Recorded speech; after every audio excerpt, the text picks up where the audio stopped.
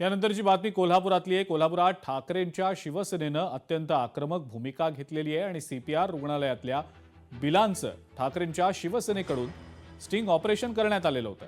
मात्र हा बिलांचा घोळ समोर आणून सुद्धा गुन्हा दाखल झाला नाही आणि गुन्हे दाखल न झाल्यानं ठाकरेंच्या शिवसेनेनं आक्रमक भूमिका घेतली। संजय पवार यांनी जिल्हाधिकाऱ्यांना या संदर्भात निवेदन देखील दिलंय। 2015 पासून 20चे प्रलंबित दाखल्याची संख्या साधारणपणे 3000 आहे। त्यांना का दाखले दिले नाहीत त्याच्याबद्दल कुठलेही प्रत्युत्तर त्यांनी दिलेलं नाही।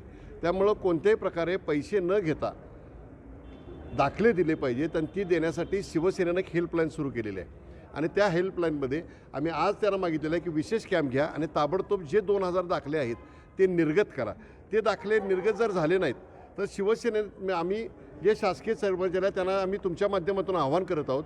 शिवसेनेने एक हेल्पलाईन तयार केली आहे 8308645252। नाही, ह्या फाईल्स प्रलंबित ज्या वैद्यकीय बिलाच्या फाईल्स प्रलंबित कुणाची आहेत तर सरकारी अधिकारी कर्मचाऱ्यांचे आहेत आणि त्यांना हेलपाटे मारायला लागतात। हेलपाटे का मारायला लागतात तर त्याला टक्केवारी मिळायची असते म्हणून साहेबांनी चांगला निर्णय घेतला। ते ई फाईलच्या संदर्भात जर आपण निर्णय घेतला तर फाईल्स थांबणार नाही, त्या प्रवास निश्चित करू शकतो आपल्याला।